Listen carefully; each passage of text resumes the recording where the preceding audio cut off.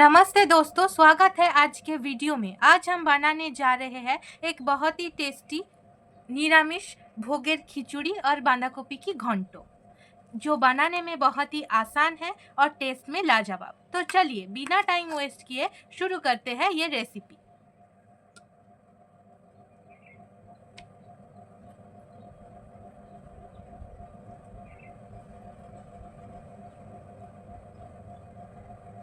अगर आप लोगों को ये रेसिपी और ये वीडियो अच्छी लगी हो तो मेरे चैनल को सब्सक्राइब करिए, लाइक करिए, शेयर करिए और घर पर ज़रूर ट्राई करें और मुझे कमेंट में बताएं कि ये कैसी बनी है। पहले बांधा गोभी घंटों के लिए लेंगे 500 ग्राम्स बांधा गोभी, जो अच्छे से धुलकर कटी हुई गई है, और चाहिए 2 बड़े आलू जो अच्छे से कट कर बॉक्स कर लिया गया है। अब अच्छे से 5 मिनट तक बांधा गोभी और आलू को स्टीम कर लेंगे, थोड़ी सी नमक और हल्दी देकर।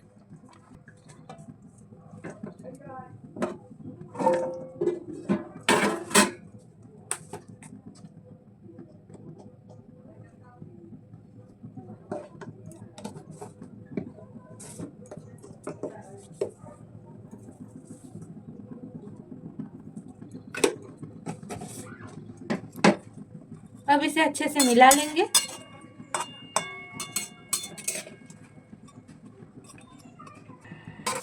अब बांधा गोभी स्टीम हो चुकी है। अब कढ़ाई में तेल गरम हो चुकी है। अब इस पे डाली जा रही है 2 तेज पत्ता, 1 सूखी लाल मिर्च और 1 इलायची और 1 दालचीनी। जब इसकी स्मेल थोड़ी सी आने लगे तब इस पे डाली जाएगी 1 टेबलस्पून ऑफ गोटा जीरा।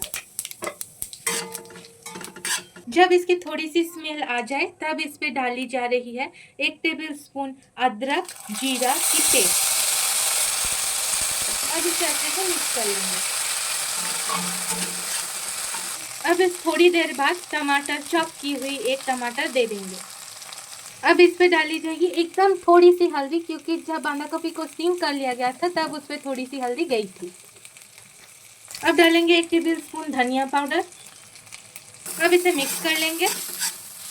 जब टमाटर थोड़ी सी सॉफ्ट हो जाए तब इस पे एकदम हल्की सी नमक भी डाला जाएगा, क्योंकि स्टीम्ड बांधा गोभी में नमक गई थी। अब इसे फिर से मिक्स कर लेंगे। मसाला अच्छी तरीके से भुनाई हो चुकी है। अब इस पे थोड़ी सी पानी डालकर और 1 से 2 मिनट तक भुनाई कर लेंगे। अब इस पे स्टीम्ड बांधा गोभी को डाली जा रही है। अगर आप चाहे तो इस पे चॉप्ड नारियल भी डाल सकते हैं, क्योंकि इससे और टेस्ट एनहांस होती है। ये ऑप्शनल है, मैं इस पे नहीं डाल रही हूँ। अगर आप लोग चाहे तो डाल सकते हैं।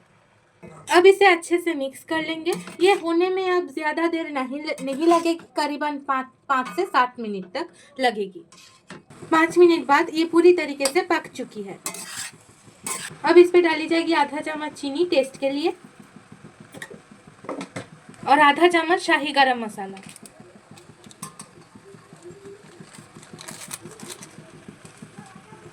अब इसे थोड़ी सी मिक्स कर लेंगे और 2 मिनट तक इसे पकने देंगे। अब ये पूरी तरीके से तैयार हो गई है। अब बनाएंगे निरामिष खिचड़ी, और इसके लिए चाहिए गोविंदभोग चाल और चाहिए मूंग दाल। और ये गोविंदभोग चाल और मूंग दाल 2 ही 100 ग्राम्स की है। अब मूंग दाल को रोस्ट कर लेंगे। रोस्ट इसीलिए कर रहे हैं कि इसका कच्चापन चला जाएगी और इससे एक अच्छी खुशबू निकल कर आएगी। मूंग दाल गोल्डन ब्राउन हो चुकी है। अब इसे ठंडा कर धो लेंगे। एक पैन में पानी गरम करने के लिए रख दिया है। अब इस पे थोड़ी सी हल्दी डाली जाएगी।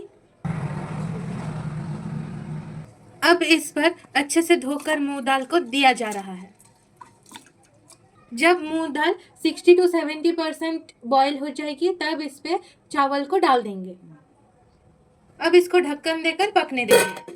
20 मिनट बाद 70% मूंग दाल पक चुकी है। अब इस पे डालेंगे धुली हुई गोविंदभोग चाल। अब इसको थोड़ी देर बाद हिलाई जाएगी, ताकि जो चावल है वो नीचे जमकर न रह जाए। अब जो चावल थी वो 80% पक चुकी है। अब इस पे डाली जाएगी नमक।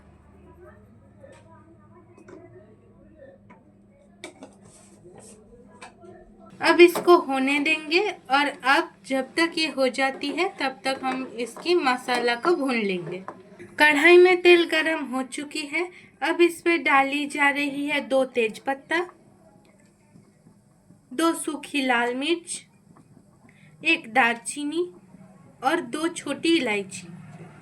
जब तक इसकी स्मेल आती है तब तक इसको भून लेंगे। अब इसकी स्मेल आ चुकी है। अब इस पे जीरा डाल दी जा रही है। अदरक और जीरा की पेस्ट डाली जा रही है। अब इसको भून लेंगे। अब इस पे टमाटर देंगे। टमाटर ऑप्शनल है, आप लोग चाहे तो दे सकते हैं, नहीं तो नहीं दे सकते हैं। 1 चम्मच धनिया पाउडर, आधा चम्मच हल्दी, आधा चम्मच नमक देकर अच्छे से इसकी भुनाई करेंगे। अब इस पे थोड़ी सी पानी डाली जा रही है। मसाला को अच्छे से 2 मिनट तक भुनाई करेंगे। अब मसाला रेडी हो चुकी है। अब इस पे जो मसाला को भून लिया गया है उस मसाले को डाली जा रही है। अब इसे इसमें अच्छे से मिक्स कर लेंगे।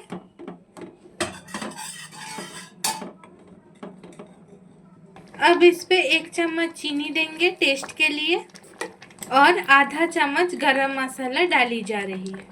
अब इसे मिक्स कर लिया जाएगा। अब ये पूरी की पूरी पक चुकी है, आप लोग देख ही सकते हैं। इसमें चावल और दाल अच्छे से पक गई है। ये ठंडा होने तक गाढ़ा भी हो जाएगी। अब इसकी फ्लेम को ऑफ कर दिया जा रहा है। लास्ट में कढ़ाई में 1 चम्मच घी डालेंगे।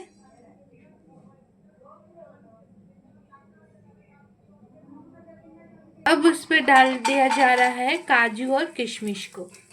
ये ऑप्शनल है, आप लोग चाहे तो डाल सकते हैं, नहीं तो नहीं भी डाल सकते। फ्राई किया हुआ काजू किशमिश को अब इस खिचड़ी में डाल देंगे। इससे टेस्ट बहुत ही अच्छी लगती है। अब इसे मिक्स कर लेंगे। अब ये पूरी तरीके से तैयार हो चुकी है।